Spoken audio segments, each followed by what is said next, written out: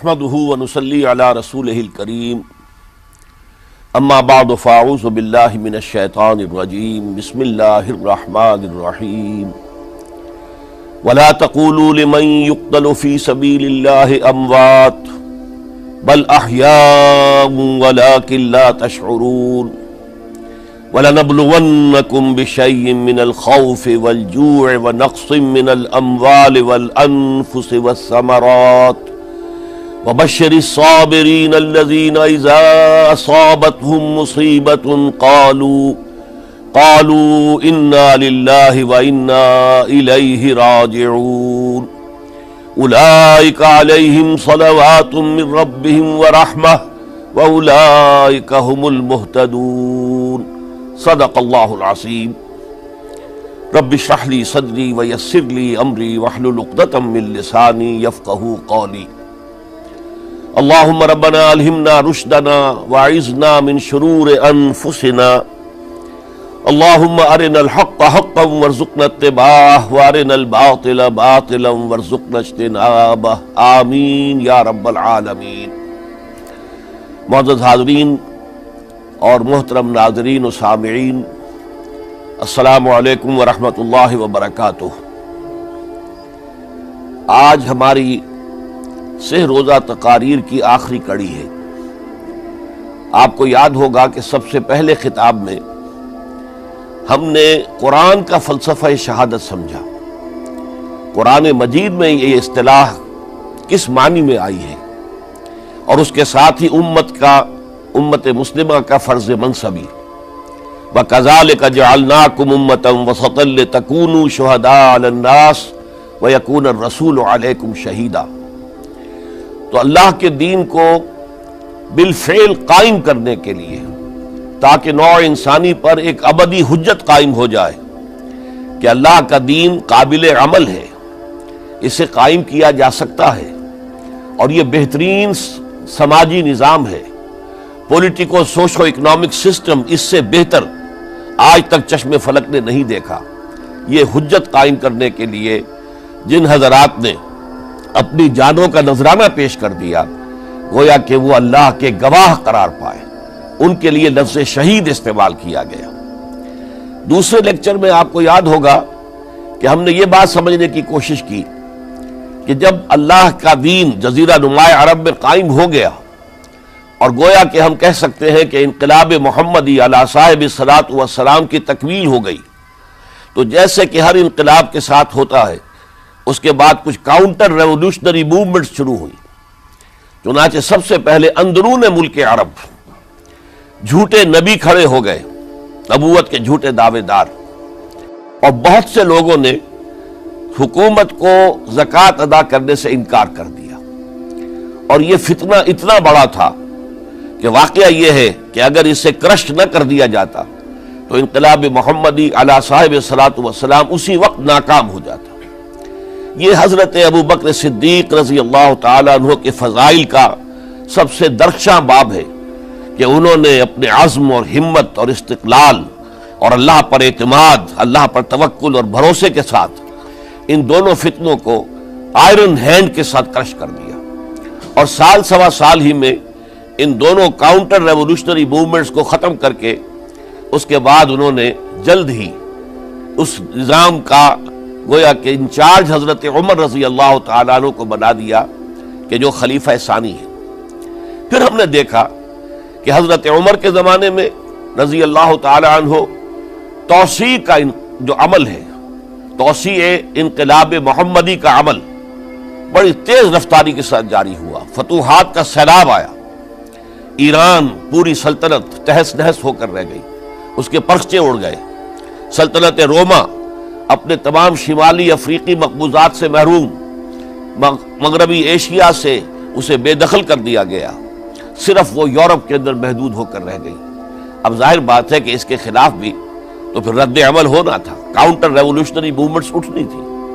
تو سب سے پہلے حضرت عمر رضی اللہ تعالیٰ عنہ کی خلافت اور اس کے چراغ کو بجھانے کے لیے ایران کی طرف سے رد عمل ظاہر ہوا۔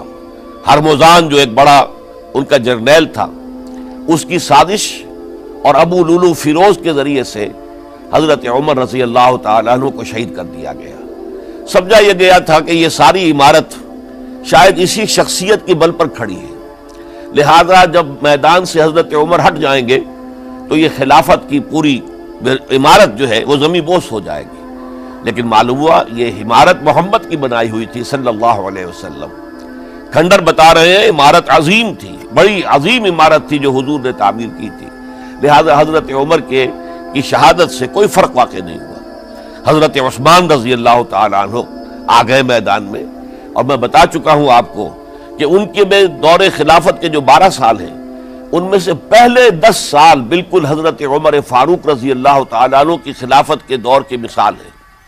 اسی تیزی کے ساتھ انقلاب جو ہے آگے بڑھ رہا تھا، فتوحات کا دائرہ پھیل رہا تھا، اور اندرون ملک پورا امن، سکون، اطمینان اور چین تھا۔ لیکن ان کی دور خلافت کے آخری دنوں میں اب یہودیوں کی طرف سے رد عمل اور ایک کاؤنٹر ریولوشنری موومنٹ عبداللہ ابن سبا کے ذریعے سے، کہ جس نے اسلام کا لبادہ اوڑھا اور منافقت کے پردے کے ساتھ وہ عالم اسلام میں داخل ہوا، اور اس نے چونکہ دیکھ لیا کہ پرانی چپقلش ہے، پرانی چشمک ہے جو قریش کے 2 بڑے قبیلوں کے مابین یا 2 بڑے گھرانوں کے مابین چلی آ رہی تھی، بنو ہاشم، بنو امیہ۔ تو پہلے 2 خلفاء جو تھے وہ نہ بنو ہاشم سے تھے نہ بنو امیہ سے تھے۔ حضرت ابو بکر صدیق بنو تیم سے تھے، حضرت عمر بنی عدی میں سے تھے، لیکن حضرت عثمان اب بنو امیہ میں سے تھے۔ اس کو انہوں نے گویا کہ دکھتی رگ بنا کر پکڑا اور پروپیگنڈا شروع کیا کہ خلافت تو بنو ہاشم کا حق ہے، کیونکہ حضور ہاشمی تھے صلی اللہ علیہ وسلم۔ تو گویا کہ عثمان غاصب ہیں رضی اللہ تعالی عنہ، بلکہ ان سے دونوں پہلو جو تھے حضرت عمر اور حضرت ابو بکر وہ بھی غاصب ہیں۔ اس کے ساتھ ہی فتنے کی مختلف شکلیں انہوں نے شروع کی۔ یہ الفتنۃ الکبریٰ کہلاتا ہے ہماری تاریخ میں، عظیم ترین فتنہ، جس کے نتیجے میں حضرت عثمان رضی اللہ تعالیٰ عنہ شہید ہو گئے۔ اور ان کی شہادت کے بعد اگرچہ خلافت حضرت علی رضی اللہ تعالیٰ عنہ کے ہاتھ میں آئی، لیکن یہ کہ باہمی خانہ جنگی کا وہ سلسلہ شروع ہوا جو حضرت علی کے دور خلافت جو 5 سالوں پر مشتمل ہے، اس کے دوران مسلسل خانہ جنگی رہی۔ ایک طرف شیعان علی تھے، دوسری طرف شیعان عثمان آ گئے، جو حضرت عثمان رضی اللہ تعالیٰ عنہ کے قتل کے قصاص کے مطالبے کو لے کر سامنے آئے۔ جنگ جمل ہوئی، ایک رات میں 10,000 مسلمان شہید ہوئے۔ جنگ صفین میں 74,000 مسلمان شہید ہوئے۔ جنگ نہروان میں پھر 4,000 مسلمان شہید ہوئے۔ یہ شہادتیں جو چل رہی تھی، یہ کس لیے چل رہی تھی کہ جو بھی عمارت خلافت کی قائم ہوئی تھی اب اسے قائم رکھا جائے، اغیار کی طرف سے جو سازشیں ہو رہی ہیں، جو حملے ہو رہے ہیں، اسے ختم کرنے کے لیے ان کا مقابلہ کیا جائے۔ تو یہ اور اس کا یہ دور ختم ہوتا ہے حضرت علی کی شہادت پر رضی اللہ تعالی عنہ۔ اور یہ بات نوٹ کر لیجئے کہ حضرت علی کو شہید کرنے والے وہ خارجی تھے۔ عبد الرحمن ابن ملجم خارجی طبقے سے تعلق رکھتا تھا، جو پہلے حضرت علی کے لشکر میں شامل تھے، لیکن جب حضرت علی نے رضی اللہ تعالی عنہ تحکیم اور ثالثی کی تجویز قبول کر لی تو وہ ناراض ہو گئے کہ اللہ تعالیٰ ہی ہے حاکم اور حکم، ان الحکم الا للہ، یہ انسانوں کو حکم کیوں بنا لیا گیا؟ اور اس میں اتنی شدت اختیار کی کہ وہ علیحدہ ہو گئے، اس لیے انہیں خوارج کہا گیا۔ انہوں نے رائے یہ قائم کر دی جو مسلمان کبھی کوئی گناہ کبیرہ کا ارتکاب کرے گا وہ کافر قرار پائے گا، جب کافر ہوگا تو گویا کہ مرتد ہے تو واجب القتل، اس کا مال، اس کی عزت سب مباح ہے۔ یہ ہمارا سب سے پہلا گمراہ ترین فرقہ تھا۔ انہی میں سے 3 افراد نے بیٹھ کر اسکیم بنائی کہ یہ 3 افراد ایسے ہیں کہ جن کو اگر میدان سے ہٹا دیا جائے تو شاید مسلمانوں کی باہمی خانہ جنگی ختم ہو جائے اور مسلمان پھر کسی ایک خلیفہ پر راضی ہو جائیں۔ اور یہ تینوں کافر ہیں، معاذ اللہ ثم معاذ اللہ۔ حضرت علی کافر ہیں، ان کو قتل کرنے کی ذمہ داری عبد الرحمن ابن ملجم نے لی۔ حضرت معاویہ قاتل ہیں، ان کے لیے کسی اور کو اسائن کیا گیا۔ عمرو بن العاص قاسم ہیں، ان کے لیے کسی اور کو اسائنمنٹ دی گئی۔ ہوا یہ کہ حضرت عمرو بن العاص وہ تو اس روز فجر کی نماز میں آئے نہیں، ان کی جگہ جو امام تھا وہ شہید کر دیا گیا۔ حضرت معاویہ رضی اللہ تعالی عنہ ان پر وار اوچھا پڑا، زخمی تو ہوئے لیکن یہ کہ پھر تندرست ہو گئے۔ حضرت علی رضی اللہ تعالی عنہ پر بہت کاری وار ہوا، اور حضرت علی رضی اللہ تعالی عنہ کی شہادت سن 35 ہجری میں ہو گئی۔ یہ جو خلافت راشدہ کا اختتام یا تو سن 35 ہجری میں حضرت علی کی شہادت سے سمجھا جائے گا، یا میری ذاتی رائے ہے کہ نہیں، اس میں حضرت حسن کا دور خلافت بھی شامل ہونا چاہیے۔ حضرت حسن کو کسی نے نامزد نہیں کیا تھا، نہ انہوں نے اپنی امیدواری کے ساتھ اپنے طاقت کے بل پر خلافت حاصل کی تھی، بلکہ حضرت علی سے جب یہ کہا گیا تھا کہ کیا ہم آپ کے بیٹے حسن کے ہاتھ پر بیعت کر لیں، تو انہوں نے فرمایا تھا کہ میں نہ تمہیں روکتا ہوں نہ حکم دیتا ہوں، یہ تمہارا معاملہ ہے، تم جسے مناسب سمجھو اس کے ہاتھ پر بیعت کر لو۔ حضرت حسن رضی اللہ تعالیٰ عنہ نے جن کے ہاتھ پر جو بیعت ہوئی، اب معاملہ یہ ہو گیا کہ امیر معاویہ رضی اللہ تعالیٰ عنہ وہ ایک لشکر لے کر شام سے چلے۔ حضرت حسن 50,000 آدمیوں کے ساتھ ادھر سے نکلے، لیکن یہ ہے کہ انہیں محسوس ہو گیا تھا کہ میرے ساتھیوں میں ایسا فسادی عنصر بھی موجود ہے جو عبداللہ ابن سبا کے ساتھیوں میں سے، کہ وہ کسی اچھے کام کو پسند نہیں کرتا، لہذا انہوں نے پھر صلح کی پیشکش کی۔ حضرت معاویہ کو پیغام بھیجا کہ میں مصالحت چاہتا ہوں، بتائیے شرائط کیا ہیں۔ حضرت معاویہ نے بلینک پیپر بھیج دیا، سادہ کاغذ، کہ آپ جو شرائط چاہیں اس پر لکھ دیں، وہ مجھے قبول ہو گئے۔ حضرت حسن نے رضی اللہ تعالیٰ عنہ شرائط لکھ دی، حضرت معاویہ نے قبول کر لی، تو حضرت حسن دستبردار ہو گئے خلافت کے دعوے سے، اور اس کے بعد پھر حضرت امیر معاویہ کی خلافت کی بیعت کی گئی۔ اس سے پہلے انہوں نے خلافت کی بیعت نہیں لی تھی۔ یہ ہے سن 41 ہجری، اور اسے عام الجماع کہا جاتا ہے، یعنی یہ اختتام ہے مسلمانوں کی خانہ جنگی کے دور کا۔ پھر جمعیت ایک ہو گئی، پھر عالم اسلام متحد ہو گیا۔ اب پورا کا پورا عالم اسلام حضرت امیر معاویہ کے زیر خلافت تھا۔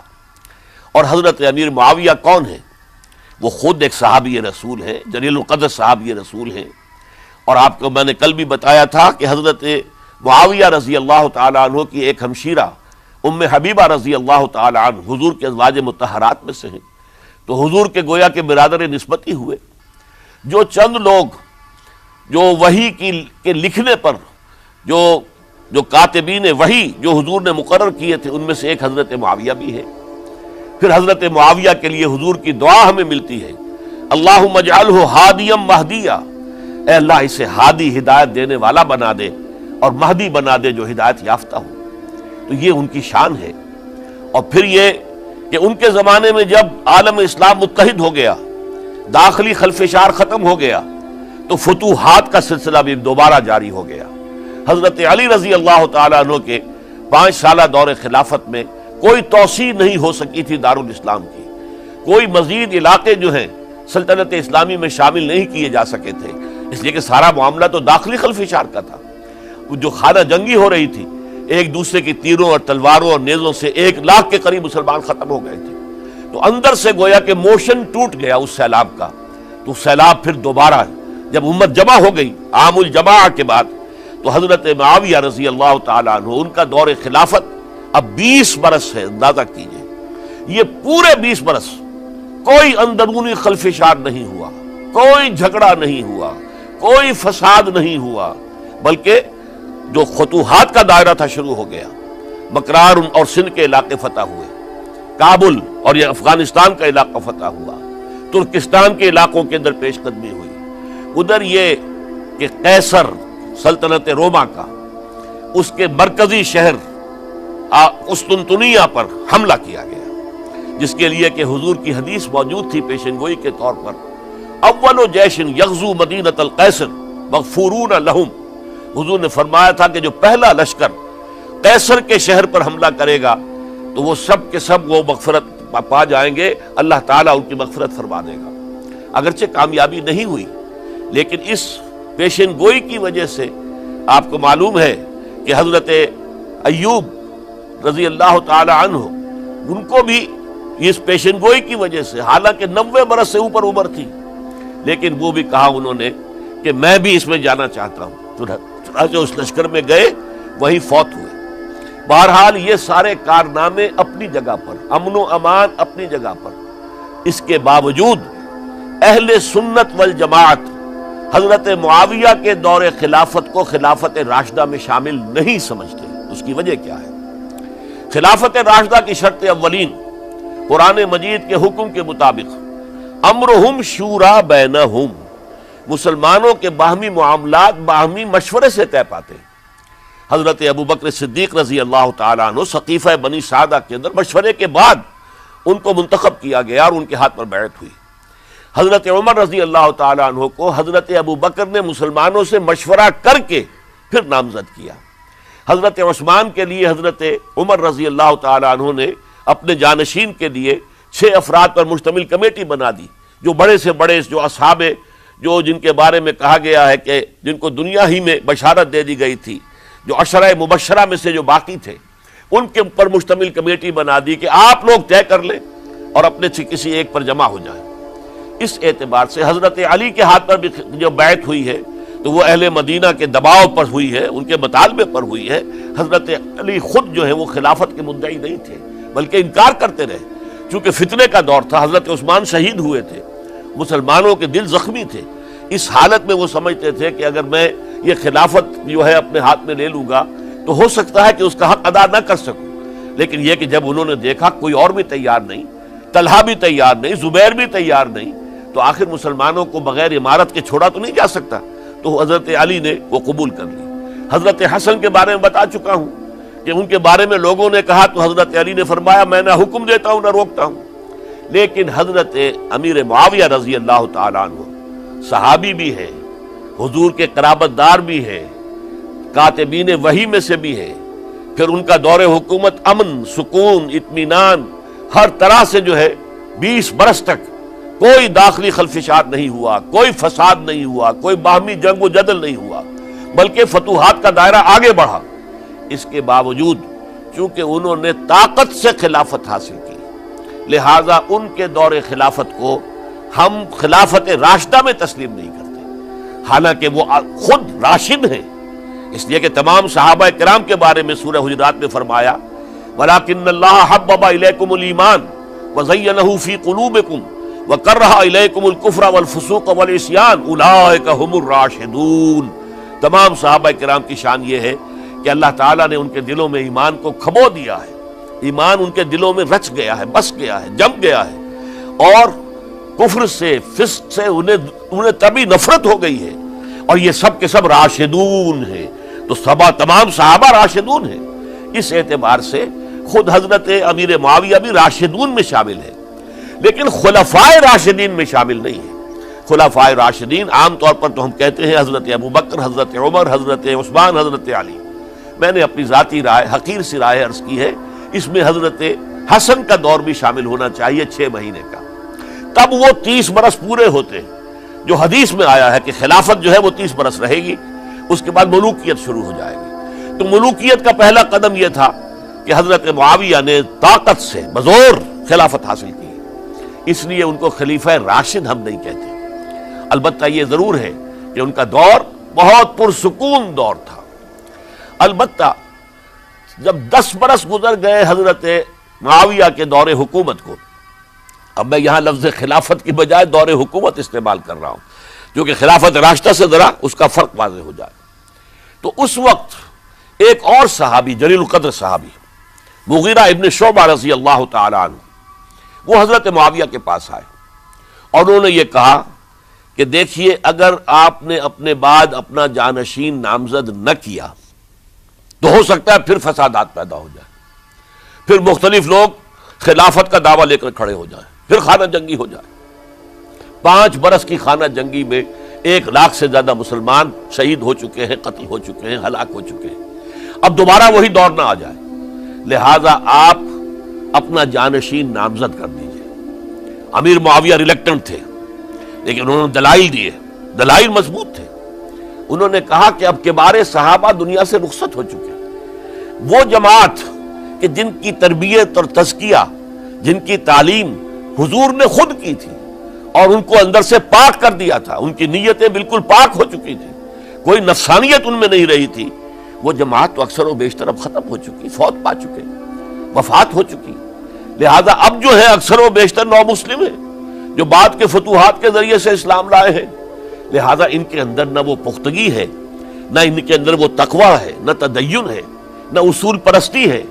اسلام کی پوری تعلیمات جو ہیں وہ ان کے وجود کے اندر، ان کے شعور کے اندر گہری اتری ہوئی نہیں ہے۔ لہذا اب صورتحال وہ نہیں رہ سکے گی جو حضرت ابو بکر یا حضرت عمر یا حضرت عثمان یا حضرت علی کے زمانے میں تھی۔ لہذا آپ نامزد کیجئے۔ یہ بھی بتا دوں کہ مغیرہ ابن شعبہ کون تھے رضی اللہ تعالیٰ عنہ۔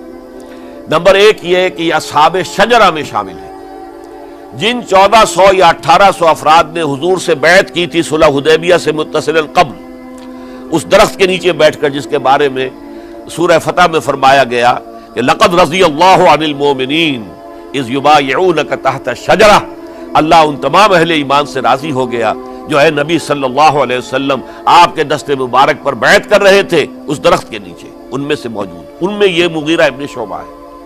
پھر مغیرہ ابن شعبہ وہ ہے کہ حضرت علی اور امیر معاویہ ان کے درمیان جو خانہ جنگی ہوئی اس میں ہمیشہ حضرت علی کے ساتھ رہے، حضرت علی کے ہی وہ سپورٹر تھے، ان کے ساتھ تھے۔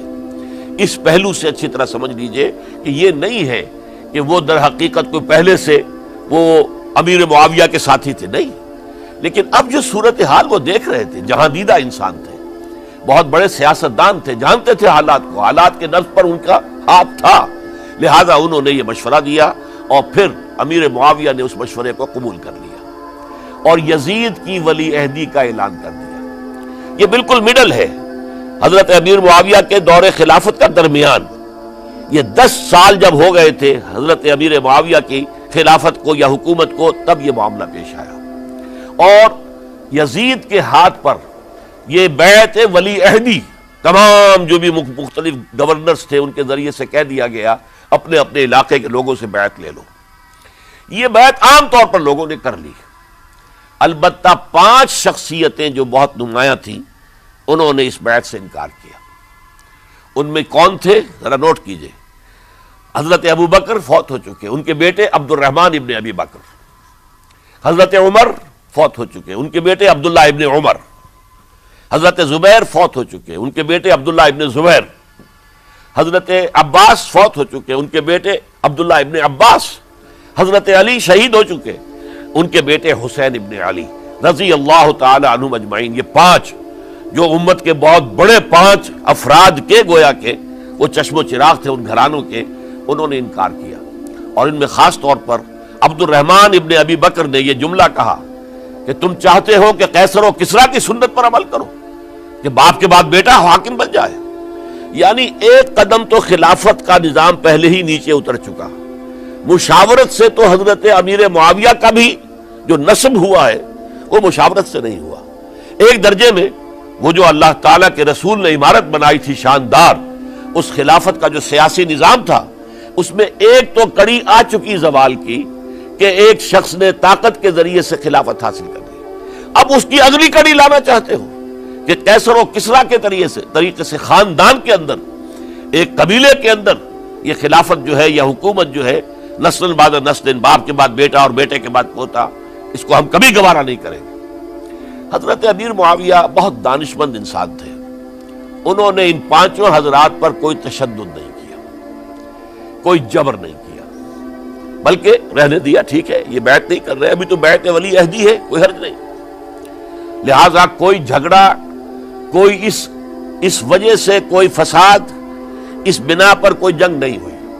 10 سال گزر گئے، یعنی 10 سال تک یزید ولی عہد رہا ہے، 10 سال تک، اور اس سوائے ان 5 بڑی شخصیتوں کے جو پوری امت تھی، عوام الناس تھے، ان سب نے اسے قبول کیا۔ یہ صورتحال اب جب پیدا ہوئی جب حضرت امیر معاویہ کا انتقال ہو گیا، یہ سن 60 ہجری ہے۔ اب سوال پیدا ہوا کہ وہ ولی عہدی کی بیعت اب بیعت خلافت میں منتقل ہو جائے گی، لہذا پھر یہ ہوا کہ سب لوگوں سے، سب گورنروں کو لکھ دیا گیا تمام صوبوں کے اندر کہ اپنے اپنے لوگوں سے بیعت لے لو۔ ظاہر بات ہے کہ وہاں کوئی ریفرنڈم نہیں ہوتا تھا، کوئی ووٹ نہیں ہوتے تھے کہ اس کی پرچیاں ڈالی جا رہی ہوں، ایک ایک شخص سے رائے لینا نہیں ہوتی تھی، بلکہ اس وقت کی جمہوریت یہ تھی اور شورائیت یہ تھی کہ ڈیفرنٹ کلینز ہیں، ڈیفرنٹ فیملیز ہیں، ڈیفرنٹ ٹرائبز ہیں، ان کے سردار، ان کے بڑے لوگ، ان کے اہم لوگ بیعت کر لیں تو گویا کہ سب کی بیعت ہو گئی۔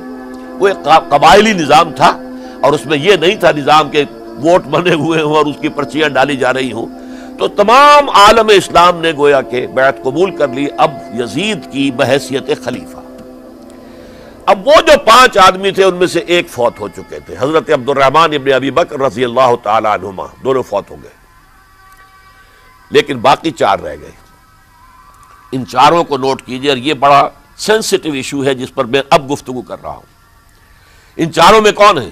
عبداللہ ابن عباس، عمر میں سب سے بڑے وہ ہیں، اور ان کی شان یہ ہے کہ انہیں حبر الامہ کہا گیا ہے، امت کے سب سے بڑے عالم، اور قرآن مجید کے وہ سب سے پہلے مفسر ہیں۔ اصل جو جتنی بھی تفسیری روایات ہمیں ملتی ہیں حضرت عبداللہ ابن عباس کے شاگردوں سے، تابعین سے، لہذا ان کا بہت اونچا مقام ہے۔ حضرت عبداللہ ابن عمر، ان کا مقام بھی آپ کو معلوم ہے، حدیثوں کی کتنی بڑی تعداد ہے جو عبداللہ ابن عمر سے مروی ہے، اور اس کو سلسلۃ الذہب کی پہلی کڑی کہا جاتا ہے۔ روایت حدیث میں جو سنہری زنجیر ہے اس کا آغاز حضرت عبداللہ ابن عمر ہے۔ ایک طرف یہ دونوں ہو گئے، ان دونوں کی رائے کیا ہوئی؟ اگرچہ کام غلط ہوا ہے، یہ اس طریقے سے قیصر و کسریٰ کی روایت پر عمل کرنا غلط ہے، لیکن یہ اتنی بڑی غلطی نہیں ہے کہ اس کی وجہ سے باہمی جنگ و جدال ہو، خوریزی ہو، ایک دوسرے کی گردنیں کاٹی جائیں اور فتنہ و فساد پیدا کر دیا جائے۔ لہذا انہوں نے یزید کی بیعت کر لی۔ 2 حضرات رہ گئے، یہ نسبتاً نوجوان ہیں، ان دونوں کی پیدائش ہجرت کے بعد ہوئی ہے۔ ہجرت کے بعد پہلا بچہ جو مہاجرین میں پیدا ہوا ہے وہ عبداللہ ابن زبیر ہے، بلکہ کچھ عرصے تک مہاجرین میں جب کوئی پیدائش نہیں ہوئی تو وہ مکے مدینہ کے منافقین نے کہنا شروع کر دیا تھا کہ یہ یہاں کے کمزور ہو گئے، نامرد ہو گئے، ان کی اولاد اب چلے گی نہیں۔ تو عبداللہ ابن زبیر جب پیدا ہوئے، اور آپ کو معلوم ہونا چاہیے وہ حضرت ابوبکر صدیق کے نواسے ہیں، حضرت عائشہ صدیقہ کی ہمشیرہ حضرت اسماء کے بیٹے ہیں عبداللہ ابن زبیر، اور زبیر بہت شجاع، بہت ہی بہادر انسان تھے۔ تو عبداللہ ابن زبیر کے اندر بھی وہی کیفیات تھی۔ انہوں نے کہا نہیں، اس غلطی کو ہم برداشت نہیں کریں گے، خونریزی ہوتی ہے تو ہو، لیکن ہم اسلامی نظام کو نیچے اترتا ہوا نہیں دیکھ سکتے۔ جیسے کبھی حضرت ابوبکر نے فرمایا تھا ایبدل الدین وانا حی، کیا دین میں ترمیم اور تنسیخ کر دی جائے گی؟ دین کو بدل دیا جائے گا، دین میں تحریف کر دی جائے گی، جبکہ میں ابھی زندہ ہوں، میں جیتے جی یہ نہیں ہونے دوں گا۔ حضرت عبداللہ ابن زبیر کی یہ رائے ہوئی، وی ہیو ٹو چیلنج، ہم مقابلہ کریں گے، ہم اسے پیسیولی قبول نہیں کریں گے۔ انہوں نے بیعت سے انکار کیا اور مدینہ چھوڑ کر مکے جا کر حرم کے اندر پناہ گزین ہو گئے۔ یہی معاملہ حضرت حسین ابن علی رضی اللہ تعالی عنہما کا تھا، وہ بھی نہایت شجاع، نہایت جری، نہایت بہادر۔ انہوں نے بھی کہا کہ یہ غلط قیصر و کسریٰ کی روایت جو شروع ہو رہی ہے اسے ہم نے ریزسٹ کرنا ہے اور اسے ہم آگے نہیں چلنے دیں گے۔ ان پر بھی جب دباؤ ڈالا گیا کہ بیعت کرو تو وہ کچھ وقت مانگ کر، کہ دیکھیے میں ایسا شخص نہیں ہوں کہ تنہائی میں علیحدہ کمرے میں بیٹھ کر بیعت کروں، جب عمومی بیعت لوگے تم سب سے تو میں بھی آ جاؤں گا، اس وقت لوگ فیصلہ کریں گے۔ تو بس اس وجہ سے پھر وہ گورنر جو تھا اس وقت مدینے کا، اس سے اجازت لے کر آ گئے اور راتوں رات وہاں سے نکل کر وہ بھی مکے پہنچ گئے۔ تو اب یہ 4 جو ہیں 2 گروہوں میں تقسیم ہو گئے، 2+2۔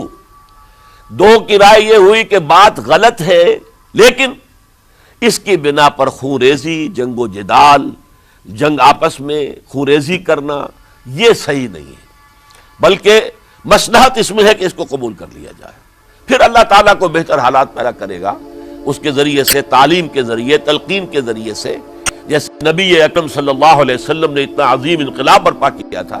ہم کوشش کریں گے کہ نظام حکومت کی اصلاح ہو جائے، لیکن اس وقت اگر ہم اڑ گئے تو پھر گویا کہ خونریزی اور فساد اور باہمی جو جنگ ہے وہ شروع ہو جائے گی۔ اور 2 حضرات کی رائے ہوئی کہ نہیں، ہمیں ہر صورت میں ریزسٹ کرنا ہے، خونریزی ہوتی ہے تو ہو، ہمیں جانیں دینی پڑتی ہے تو دیں گے، ہم شہادت قبول کریں گے، لیکن اس غلطی کو قبول نہیں کر سکتے۔ تو میں اس کے لیے عرض کر رہا ہوں، یہ تیسری شہادتوں کا جو دور شروع ہوا ہے، پہلا شہادتوں کا دور حضور کا دور، دین کو قائم کرنے کی جد و جہد میں جنہوں نے جانیں دی ہیں۔ دوسرا دور اس دین کے خلاف جو کاؤنٹر ریولوشنری موومنٹس آئی ہیں ان کو رفع کرنے کے لیے جانے دینا. ہزاروں صحابہ کی جانیں اس میں بھی گئی ہیں. مسیلمہ ابن کذاب ہو یا مانعین زکوٰۃ ہو، ان کے خلاف جو جہاد ہوا. پھر ظاہر بات ہے کہ حضرت عثمان رضی اللہ تعالیٰ عنہ کے بعد جو فساد ہوا وہ شہادتیں کیا تھی؟ اس دین کے نظام کو قائم رکھنے کے لیے انٹیکٹ رہے، دشمن اس کے اندر رکھنے ڈالنے میں کامیاب نہ ہو جائے. اب تیسرا دور وہ آ رہا ہے کہ جب کہ داخلی طور پر اس نظام خلافت کے اندر زوال شروع ہو رہا ہے. اس زوال کو روکنے کے لیے کہ وہ اپنی اصل جو خلافت کا نظام اللہ نے اور اس کے رسول نے دیا ہے اس کی بنیاد پر قائم رہے، لہذا ہم ریزسٹ کریں گے اس تبدیلی کو اور میدان میں آ کر مقابلہ کریں گے. یہ حضرت عبداللہ ابن زبیر رضی اللہ تعالی عنہما اور حسین ابن علی رضی اللہ تعالی عنہما، اب ان دونوں میں ایک اختلاف ہوا. حضرت عبداللہ ابن زبیر کی رائے یہ تھی کہ یہ مکہ ہے، یہ اللہ کا گھر ہے، یہ حرم ہے، اور یہاں کے لوگ بہت سے برے اثرات سے ابھی تک بچے ہوئے ہیں، پاک ہیں، لہذا ہمیں یہاں رہنا چاہیے. اس کو مرکز بنا کر ظاہر بات ہے اسی مکے سے محمد الرسول اللہ صلی اللہ علیہ وسلم نے دعوت شروع کی تھی، وہیں سے وہ پھیل کر جو ہے ایک عظیم انقلاب کی شکل اس نے اختیار کی تھی، ایک عظیم مملکت جو ہے حضور چھوڑ کر گئے تھے. تو ہمیں مکے میں رہ کر ہی اپنی تحریک شروع کرنی چاہیے. لیکن ادھر حضرت علی کے پاس پیغام آ رہے تھے کوفے سے. کوفہ چونکہ حضرت حسین کے پاس پیغام آ رہے تھے کوفے سے، چونکہ کوفے کو حضرت علی نے دارالخلافہ بنا لیا تھا اور وہاں سمجھا جاتا تھا کہ حضرت علی کے ہمدرد اور حضرت شیعان علی جنہیں ہم کہیں ان کے ساتھی ہم خیال یہ لوگ ہیں کثرت کے ساتھ. اور وہاں سے اب خطوط کا تانتا شروع ہو گیا، آپ یہاں آئیے، ہم بےتاب ہیں، آپ کا استقبال کریں گے، آپ کے ہاتھ پر بیعت کریں گے، تاکہ یہ جو قیصر و کسریٰ کی سنت شروع ہو رہی ہے اس کو روکا جا سکے. وہ تانتا بنا ہوا ہے خطوط کا. تو حضرت حسین رضی اللہ تعالیٰ عنہ نے فیصلہ کر لیا کہ میں کوفے جاؤں گا. حضرت زبیر روکتے رہ گئے کہ نہیں، کوفیوں پر اعتماد نہ کیجیے، یہ زبانی کلامی ساتھ دیتے ہیں، جب ڈنڈا چلتا ہے تو پھر یہ ہٹ جاتے ہیں میدان سے، ان پر اعتماد نہ کریں آپ. لہذا یہی مکے میں رہیے اور ہم دونوں مل کر ایک بڑی طاقت بن جائیں گے. اور یہ مکہ جو ہے ہمارے لیے حصار ہے، یہ ہمارے لیے پناہ گاہ ہے، یہاں سے اس دعوت کا آغاز کیا جائے. اب یہ افسوس ہے اسے اللہ کی مشیت سمجھا جائے، اللہ کی مرضی ہے. جو کچھ ہوتا ہے وہ تو بے اذن رب ہوتا ہے. اللہ اپنی مصلحتوں سے ہم سے زیادہ واقف ہے، ہم تو نہیں سمجھ سکتے. حضرت حسین نے فیصلہ کیا اور ڈٹ گئے اس فیصلے پر کہ میں کوفے جاؤں گا. اب یہ بھی بات قرآن مجید میں آیا ہے، حضور سے خطاب کر کے فرمایا گیا فَإِذَا عَزَمْتَ فَتَوَكَّلْ عَلَى اللَّهِ. جب ایک مرتبہ آپ ایک ارادہ کر لیں تو پھر اللہ پر توکل کیجئے. پھر یہ نہیں کہ کبھی آگے کبھی پیچھے جاؤں یا نہ جاؤں، یہ نہیں، یہ تردد یہ نہیں، بلکہ یہ کہ ایک فیصلہ کر کے ڈٹ جائیے، اس لیے کہ جو بھی نتیجہ ہے وہ تو اللہ کے ہاتھ میں ہے. لہذا اللہ پر توکل کیجئے. فَإِذَا عَزَمْتَ فَتَوَكَّلْ عَلَى اللَّهِ. لہذا سب نے سمجھایا حضرت حسین کو کہ آپ کوفے نہ جائیں. سمجھانے والوں میں حضرت عمر بھی تھے رضی اللہ، حضرت عبداللہ ابن عمر بھی تھے رضی اللہ تعالی عنہ. اگرچہ کوئی قرابت داری جو ہے قریبی نہیں تھی، لیکن بہرحال امت کی ایک شخصیت، عظیم شخصیت تھے. سمجھانے میں سب سے زیادہ زور صرف کیا ہے حضرت عبداللہ ابن عباس نے رضی اللہ تعالی عنہما. اور حضرت عبداللہ ابن عباس کون ہیں؟ ایک رشتے سے حضرت حسین کے چچا ہیں، ایک رشتے سے حضرت حسین کے نانا ہیں. کیوں؟ حضرت علی اور حضرت عبداللہ ابن عباس چچا زاد بھائی ہیں. عباس کے بیٹے، ابو طالب کے بیٹے، عباس اور ابو طالب بھائی ہیں. تو یہ فرسٹ کزن تھے حضرت علی اور عبداللہ ابن عباس رضی اللہ تعالی عنہ. لہذا انہوں نے جب کہا تو گویا کہ ایک چچا، ایک بزرگ سمجھا رہا ہے. اور دوسرے رشتے سے حضور نانا تھے حضرت حسین کے، اور حضور بھی کزن تھے حضرت عبداللہ ابن عباس کے، چچا زاد بھائی ہیں. اس حوالے سے سمجھ لیجئے کہ حضور کے کزن نانا کے درجے میں آ گئے. تو یہ دو رشتے تھے حضرت عبداللہ ابن عباس کے، اور انہوں نے بڑی الہا و زاری کے ساتھ، بڑی اپنے مقام سے نیچے اتر کر خوشامد کی ہے. حسین خدا کے لیے باز آ جا، حسین خدا کے لیے باز آ جا، حسین اگر جانا ہی ہے تو اپنے بال بچوں کو لے کر نہ جا. جس طریقے سے تمہارے باپ حضرت علی رضی اللہ تعالیٰ عنہ کو کوفہ کے اندر ذبح کر دیا گیا، کہیں ایسا نہ ہو کہ تمہیں بھی تمہارے بال بچوں کے سامنے ذبح کر دیا جائے، باز آ جاؤ۔ لیکن حضرت حسین اب اللہ کی طرف سے ان کے دل میں ایک ارادہ پختہ ہو چکا تھا، اور انہوں نے حضرت مسلم بن عقیل کو بھیجا تھا کہ جاؤ میری طرف سے کوفے والوں سے بیعت لے اور پھر مجھے اطلاع دو۔ وہ گئے، وہاں 12,000 افراد نے بیعت کر لی۔ اب ان کا خط آ گیا کہ یہاں تو فضا بالکل ہموار ہے، اتنے لوگوں نے بیعت کی ہے، باقی بھی جیسے ہی آپ سامنے آ جائیں گے سب بیعت کر لیں گے، لہذا یہاں پر وہ ریزسٹنس کے لیے گویا کہ ہمارے پاس طاقت اس کوفے کے اندر بہت مضبوط طاقت ہوگی کہ ہم یزید کی حکومت کے خلاف ریزسٹ کر سکیں۔ اس کے بعد ہوا کیا؟ یزید نے عبید اللہ ابن زیاد کو گورنر بنا کر بھیج دیا۔ یہ شخص تھا بہت ڈنڈا چلانے والا، اس نے سختیاں شروع کی تو بہت سے لوگ اس بیعت سے تائب ہو گئے، لیکن مسلم بن عقیل وہ میدان میں آئے اور ان کے ساتھ ہزاروں آدمی آ گئے جنہوں نے بیعت کی تھی، ابھی تک بیعت پر قائم تھے، اور انہوں نے گورنر کے گھر کا گھیراؤ کر لیا۔ گورنر کے ساتھ 30-40 آدمی تھے کل، وہ چھتوں پر چڑھ گئے، وہاں سے پتھراؤ کیا، اور وہاں سے جو 30-40 آدمی کوفے کے تھے ان سے کہا تم اپنے اپنے لوگوں کو کہو کہ چلے جائیں واپس یہاں سے۔ انہوں نے اوپر سے کہنا شروع کیا، ڈرایا، بہت خوفناک نتیجہ نکلے گا، اب عبید اللہ ابن زیاد تم سب کو ہلاک کر دے گا۔ ایک ایک کر کے بھیڑ چھٹتی چلی گئی اور صرف چند افراد رہ گئے، اور اس کے نتیجے میں حضرت مسلم بن عقیل شہید کر دیے گئے، بلکہ ایک شخص حامی نے انہیں پناہ دی تھی کوفے میں، ان کو بھی قتل کر دیا گیا، شہید کر دیا گیا۔ اس پر یہ ہے کہ انہوں نے ایک شخص کے ذریعے سے پیغام دیا قتل کیے جانے سے پہلے کہ دیکھو میرا تو وقت آ گیا ہے، میں تو اب قتل ہو جاؤں گا، شہید کر دیا جاؤں گا، تو میرا پیغام حسین تک پہنچا دو رضی اللہ تعالیٰ عنہ کہ یہاں یہ بغاوت ہو گئی۔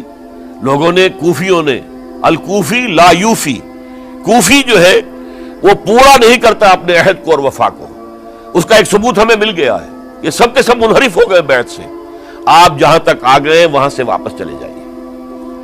جب حضرت حسین کے پاس یہ پیغام پہنچا اور انہوں نے ارادہ کیا کہ ٹھیک ہے یہ تو حالات بدل گئے، لہذا واپس چلنا چاہیے، شاید عبداللہ ابن زبیر کی رائے ہی صحیح ہے، ہمیں مکے ہی میں بیٹھ کر کام کرنا چاہیے، لیکن اب جو ہے عرب کا ایک خاص مزاج ہے۔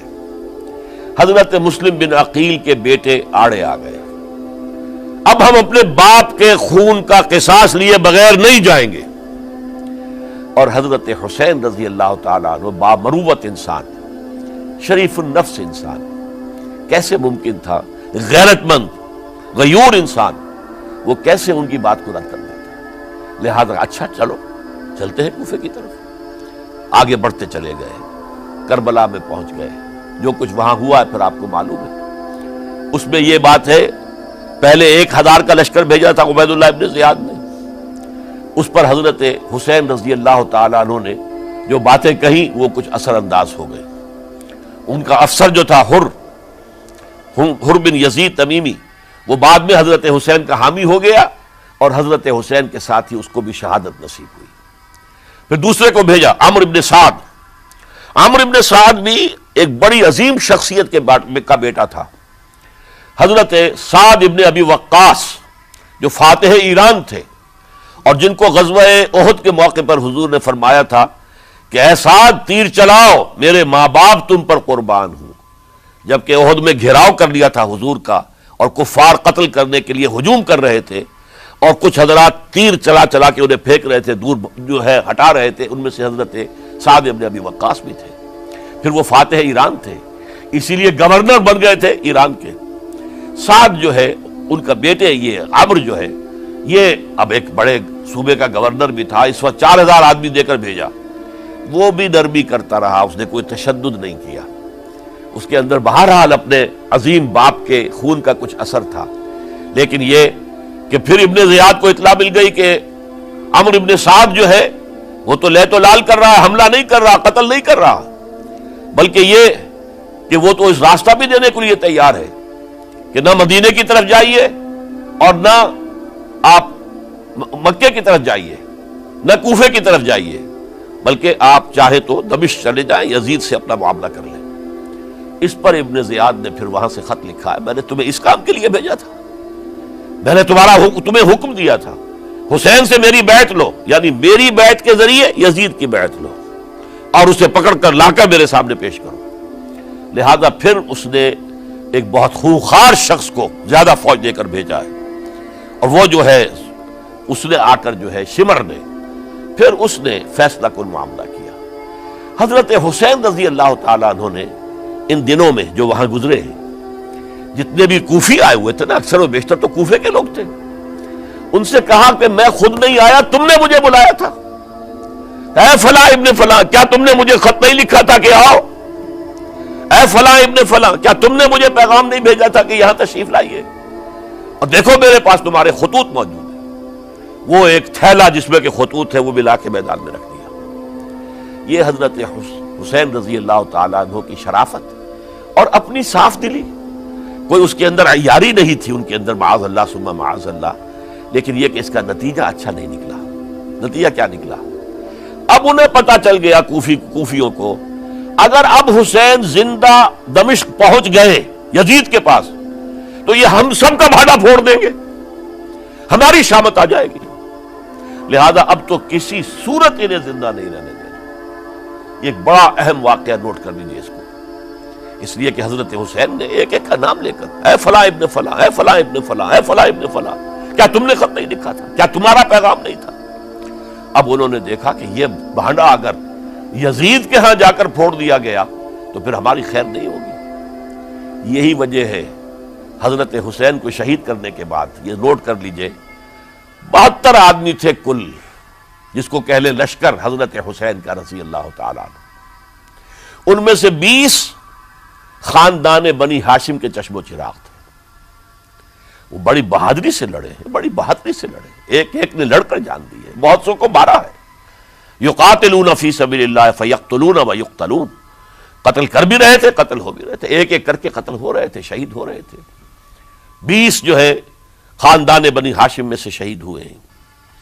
حضرت حسین رضی اللہ تعالیٰ عنہ کا ایک بہت ہی انفنٹ چھوٹا بچہ وہ بھی شہید ہوا ہے۔ باقی سب مرد، تمام مرد، سوائے ایک حضرت حسین کے بیٹے حضرت علی بن حسین زین العابدین کہلائے بعد میں، وہ بیمار تھے، وہ جنگ میں حصہ نہیں لے سکتے تھے، وہ بچ گئے صرف۔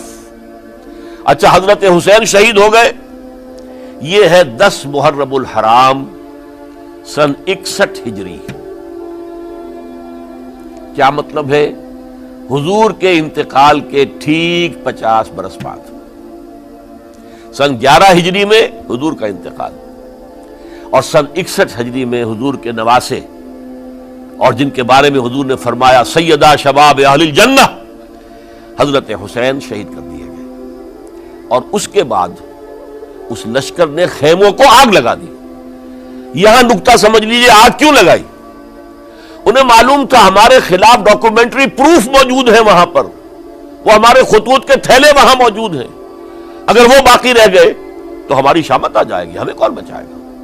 ورنہ ظاہر بات ہے کہ اگر تو وہ دشمنی کے انداز میں بات ہوتی تو خواتین کی بھی بے حرمتی کی گئی ہوتی، لیکن نہیں، کسی نے، ظاہر بات ہے کہ خانوادہ نبوت کہ کسی خاتون کی بے حرمتی نہیں کی، قطعاً نہیں کی، قطعاً نہیں کی، قطعاً نہیں کی، لیکن خیمے جلانا ان کی ضرورت تھی تاکہ وہ ریکارڈ جو ہے ان کا وہ تلف ہو جائے، سارے خطوط جو ہیں وہ جل جائیں تاکہ ان کے خلاف ثبوت باقی نہ رہے۔ یہ عظیم سانحہ کربلا ہے۔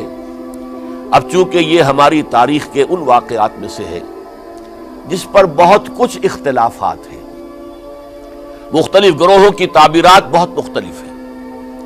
ایک طرف اہل تشیع کا اپنا بیان ہے، دوسری طرف اہل سنت کا ایک اجماعی بیان ہے، تیسری طرف کچھ ایسے لوگ پیدا ہو گئے ہیں جو حضرت حسین رضی اللہ تعالیٰ عنہ پر الزام لگا رہے ہیں اہل سنت میں سے کہ وہ تو حکومت کے طالب تھے، اقتدار کے خواہشمند تھے، واجب القتل تھے۔ معاذ اللہ ثم معاذ اللہ ثم معاذ اللہ۔ حضرت حسین اگرچہ صغار صحابہ میں سے تھے، یعنی حضور کی حیات طیبہ میں ابھی چھوٹے بچے تھے، لیکن ان کا شمار صحابہ میں ہے۔ اور پھر یہ وہ شخص ہے جو حضور کی گود میں کھیلا ہے، یہ وہ ہے جو حضور کے شانوں کے اوپر جس نے سواری کی ہے۔ علامہ اقبال نے جیسے حضرت اسماعیل کے لیے کہا ہے کہ وہ فیضان نظر تھا یا کہ مکتب کی کرامت تھی، سکھائے کس نے اسماعیل کو آداب فرزندی۔ ظاہر بات ہے حضرت اسماعیل کسی اسکول اور مدرسے دارالعلوم میں پڑھے نہیں تھے کہ وہاں پتہ چلتا کہ والد کا حق کیا ہے۔ یہ فیضان نصر تھا، ابراہیم کی نگاہ کا یہ فیضان تھا کہ بیٹے کے اندر وہ جذبہ پیدا ہوا کہ یا ابت افعل ما تؤمر، ابا جان جو خواب آپ دیکھ رہے ہیں اور جو حکم آپ کو اس خواب کے ذریعے مل رہا آپ کر گزریے، ستجدنی انشاءاللہ من الصابرین۔ تو اسماعیل کا معاملہ اگر یہ تھا فیضان نظر سے، تو حضرت اسماعیل تو حضرت ابراہیم کے پاس زیادہ رہے بھی نہیں، وہ تو مکے میں رہے۔ حضرت عثمان جو حضرت ابراہیم تو شام میں رہتے تھے، کبھی کبھی آ جاتے تھے، بس اس سے زیادہ معاملہ نہیں تھا۔ وہ فیضان نظر حضرت اسماعیل کو تھا، تو حضور صلی اللہ علیہ وسلم کا فیضان نظر کتنا ہوگا اس کا آپ اندازہ کیجئے۔ یہ کوئی جنگ اقتدار نہیں تھی، معاذ اللہ ثم معاذ اللہ ثم معاذ اللہ، بلکہ انہوں نے اپنا ایک فرض منصبی سمجھا ہے کہ میرے نانا کا لایا ہوا نظام اور اس کے اصول اب ٹوٹ رہے ہیں۔ جیسے حضرت ابوبکر کا قول میں نے آج بھی آپ کو سنایا، ایبدل الدین وانا حی، کیا دین میں ترمیم اور تنسیخ کی جائے گی، دین کی باتوں کو بدل دیا جائے گا جبکہ میں ابھی زندہ ہوں۔ اسی طریقے سے گویا کہ زبان حال سے حضرت حسین اور عبداللہ ابن زبیر رضی اللہ تعالی عنہم ان دونوں نے یہ فیصلہ کیا کہ ہم روکیں گے اس کو۔ آپ اختلاف کر سکتے ہیں کہ حضرت حسین کی رائے صحیح تھی یا حضرت عبداللہ ابن عباس کی رائے صحیح تھی، یہ کہہ سکتے ہیں آپ، لیکن کسی کی نیت پر حملہ نہیں کر سکتے۔ اسی طریقے سے بعض لوگ جو ہے حضرت عبداللہ ابن عباس، عبداللہ ابن عمر، ان کی نیتوں پر حملہ کرتے ہیں۔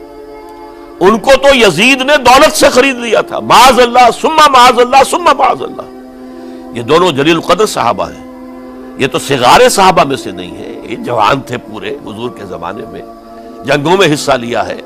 حضرت عبداللہ ابن عمر نے، عبداللہ ابن عباس نے رضی اللہ تعالیٰ عنہما، انہیں کوئی رقم نہیں خرید سکتی تھی، کوئی دولت نہیں خرید سکتی تھی۔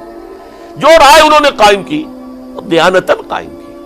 اور ہمارے ہاں اصول یہ ہے کہ جب کوئی نئی صورتحال پیدا ہو جائے اور اجتہاد کی ضرورت پیش آ جائے اور پوری کوشش کر کے مجتہد اجتہاد کر رہا ہے، تو اگر اسے غلطی بھی ہو جائے، مجتہد مختی خطا کار، اس کو بھی اکیرا ثواب ملتا ہے، اور مجتہد مصیب وہ مجتہد کے جس کی رائے صحیح، جس کا فیصلہ صحیح، اسے دوہرا ثواب ملتا ہے۔ تو ان کے مابین ایک اختلاف رائے کا ہوا، اجتہاد کا ہوا۔ آیا یہ غلطی اتنی بڑی ہے کہ امت میں تفرقہ پیدا کیا جائے، امن و امان کو برباد کیا جائے، خوریزی کا بازار گرم کیا جائے، یا نہیں؟ دو کی رائے یہ ہوئی، ان کی مخلصانہ رائے تھی، ان کی دیانت دارانہ رائے تھی، ہم ان کی نیت پر حملہ نہیں کر سکتے، آپ اختلاف کرنا چاہیں تو کیجئے۔ اسی طرح حضرت عبداللہ ابن زبیر اور حضرت حسین ابن علی رضی اللہ تعالی عنہ، ظاہر بات ہے کہ ان کا بھی ایک اجتہادی رائے تھی کہ نہیں، یہ دین کے نظام کے اندر بہت بڑا رکھنا پڑ رہا ہے، یہ تو اب قیصر و کسریٰ کی سنت شروع ہو رہی ہے، یہ اسلام کے دین کے اوپر طریقہ نہیں، عمل نہیں ہو رہا ہے، تو ہم اسے اپنی جانوں کا نذرانہ دے کر بھی اسے روکیں گے، روکنے کی کوشش کریں گے، رکے نہ رکے ہم اپنی جانیں دے دیں گے۔ یہ بھی دیانت دارانہ رائے تھی، مخلصانہ رائے تھی، ان کی نیت پر کوئی حملہ کم سے کم اہل سنت والجماعت میں سے کسی شخص کو حق نہیں ہے۔ اس لیے کہ اہل سنت والجماعت کا کہنا یہ ہے، الصحابۃ کلہم عدول، صحابہ جتنے بھی ہیں وہ سب کے سب عدول ہیں، ان میں بدنیتی نہیں آ سکتی، خطا ہو سکتی ہے۔ اہل سنت کے نزدیک معصومیت خاصہ نبوت ہے، نبوت ختم ہو گئی محمد الرسول اللہ صلی اللہ علیہ وسلم پر، آپ کے بعد معصوم کوئی نہیں، ابو بکر بھی معصوم نہیں، عمر بھی معصوم نہیں، عثمان بھی معصوم نہیں، علی بھی معصوم نہیں رضی اللہ تعالیٰ عنہ اجمعین۔ تو معصوم کون ہوگا؟ عبداللہ ابن عباس بھی معصوم نہیں، عبداللہ ابن زبیر بھی جو ہے معصوم نہیں، حسین ابن علی بھی معصوم نہیں، اسی طریقے سے عبداللہ ابن عمر، عبداللہ ابن زبیر کوئی معصوم نہیں۔ انہوں نے اپنی رائے قائم کی ہے، اس پر عمل کیا ہے دیانت دارانہ سنسیریٹی کے ساتھ، اور ان کے لیے اللہ تعالیٰ کے ہاں ہر طرح کا اجر و ثواب ہے، سب کے لیے۔ حضرت عبداللہ ابن زبیر کی رائے اس اعتبار سے بہتر ثابت ہوئی انہوں نے مکے میں پھر حکومت قائم کی، 9 برس تک ان کی حکومت قائم رہی، بنو امیہ ختم نہیں کر سکے اسے۔ سن 73 میں جا کر ان کی شہادت ہوئی ہے، اور ایک مرحلہ تو وہ بھی آیا تھا کہ شام اور مصر کی دونوں صوبے جو ہیں وہ بھی ان کے تحت آ گئے تھے۔ تو واقعہ یہ ہے کہ اگرچہ حضور نے ہمیں منع کیا ہے کہ کبھی یہ نہ کہا کرو کہ ایسا ہوتا تو ایسا ہو جاتا، نہیں، جو ہوا اللہ کی مرضی سے ہوا، اللہ کے اذن سے ہوا۔ حدیث کے الفاظ ہیں ان کلمۃ اللہ تفتح عمل الشیطان، یہ جو لو کاش یہ ہو جاتا، کاش یوں ہو جاتا تو بڑے اچھے نتیجے نکلتے، یہاں سے شیطان کا عمل شروع ہو جاتا۔ ورنہ واقعہ یہ ہے کہ دل سے یہ بات نکلتی ہے، اگر حضرت حسین اور عبداللہ ابن زبیر یکجا ہو جاتے اور مکے کو اپنا مرکز بنا کر جو عظیم مقصد انہوں نے اپنے سامنے رکھا تھا کہ یہ جو روایت غلط آ رہی ہے اسلام کے دینی سیاسی نظام کے اندر، اس کو ہم روکیں گے، تو اللہ تعالیٰ انہیں کامیابی عطا فرما دیتا۔ لیکن یہ پھر ہم کہیں گے ما شاء اللہ کان وما لم یشاء لم یکن، جو اللہ نے چاہا وہ ہوا، اور جو اللہ نے نہیں چاہا وہ نہیں ہوا۔ حضرت حسین کو وہ عظیم شہادت اللہ نے دینی تھی، وہ اونچا مقام عطا کرنا تھا، اور پھر ان کی عظیمت، ان کا صبر، ان کا ثبات، ان کا استقلال، معلوم ہوا کہ اللہ تعالیٰ نے انسانوں کے اندر کتنی کچھ طاقت رکھی ہوئی ہے اور کتنی کچھ صلاحیتیں اللہ نے ودیعت کی ہیں۔ وہ جس طرح ڈٹے رہے، کھڑے رہے، واقعہ یہ ہے کہ وہ بھی نوع انسانی کے لیے ہمیشہ کے لیے ایک سبق ہے، اور وہ سبق یہ ہے کہ آپ حق، جو بھی آپ حق سمجھیں اس حق کے اوپر ڈٹ کر کھڑے ہو جائیں، اور اس میں پرواہ نہ کیجئے کہ آپ کی نفری کم ہے یا آپ کے ساتھ تعداد زیادہ، کوئی خیال نہ کیجئے، اس کے فکر نہ کیجئے کہ حالات ادھر ہیں یا ادھر ہیں، حالات سازگار آپ کے دشمن کے ساتھ ہیں یا آپ کے ساتھ ہیں، کوئی فکر نہ کیجئے۔ حق حق ہے، اس کا ساتھ دینا لازم ہے، اس کے لیے جان دے دینا یہ سب سے بڑی کامیابی ہے۔ وَلَا تَقُولُوا لِمَن يُقْتَلُ فِي سَبِيلِ اللَّهِ أَمْوَاتٌ، ہرگز نہ کہنا ان کو جو اللہ کی راہ میں قتل ہو جائیں کہ وہ مردہ ہیں، بل احیاء، وہ تو زندہ ہیں، ولیکن لا تشعرون، یہ تمہیں شعور نہیں ہے۔ وَلَنَبْلُوَنَّكُمْ، اب یہ تمام مسلمانوں سے خطاب ہو رہا ہے، ہم تمہیں لازماً آزمائیں گے، بِشَيْءٍ مِّنَ الْخَوْفِ، خوف سے، وَالْجُوعِ، اور بھوک اور فقر و فاقے سے۔ حضرت حسین اور ان کے ساتھیوں کو پیاس کے ذریعے سے آزمایا گیا، حالانکہ دریا دور نہیں ہے لیکن پانی بند کر دیا گیا، کیسی کیسی شدت اور کیسے کیسے سخت حالات کا سامنا کیا، لیکن جھکے نہیں، گردن نہیں جھکی، ڈٹے رہے اپنے موقف کے اوپر۔ وَلَنَبْلُوَنَّكُمْ بِشَيْءٍ مِّنَ الْخَوْفِ وَالْجُوعِ وَنَقْصٍ مِّنَ الْأَمْوَالِ وَالْأَنفُسِ وَالثَّمَرَاتِ، اور ہم تمہیں جانی اور مالی نقصانات کے ذریعے سے آزمائیں گے۔ وَبَشِّرِ الصَّابِرِينَ، اور اے نبی بشارت دے دیجئے صبر کرنے والوں کو۔ الَّذِينَ إِذَا أَصَابَتْهُمْ مُصِيبَةٌ، وہ کہ جن کو اگر کوئی مصیبت آئے، ان پر نازل ہو جائے، قالوا، تو وہ کہیں گے اِنَّا لِلَّهِ وَإِنَّا إِلَيْهِ راجعون، ہم اللہ ہی کے ہیں، اللہ ہی کی طرف ہمیں لوٹ جانا ہے۔ أُولَئِكَ عَلَيْهِمْ صَلَوَاتٌ مِّن رَّبِّهِمْ وَرَحْمَةٌ، یہ ہیں وہ جن پر ان کے رب کی طرف سے صلوات ہے، درود ہے اور رحمت ہے۔ وَأُولَئِكَ هُمُ الْمُهْتَدُونَ، اور یہی ہدایت یافتہ ہے۔ اللہم ربنا اجعلنا منہم، اللہم ربنا اجعلنا منہم، میرے اور آپ کے لیے سبق یہ ہے، صرف حضرت حسین کا کوئی دن منا لینا یہ نہیں، ٹھیک ہے یاد تازہ کیجئے، بہت اچھی بات ہے، لیکن اس کا نتیجہ یہ نکلنا چاہیے کہ اگر حضرت حسین نے اپنی ہی نہیں، اپنے خاندان کی، اپنے اعزاء و اقربا کی، اپنے ساتھیوں کی جانوں کی قربانی پیش کر دی حق کے لیے، تو ہمیں بھی فیصلہ اور سبق یہ لینا چاہیے کہ ہمیں حق کا ساتھ دینا ہے، ہرچہ بعد چاہے اس کے نتائج کچھ بھی نکلے۔ اقول قولی ھذا واستغفر اللہ لی ولکم ولسائر المسلمین والمسلمات۔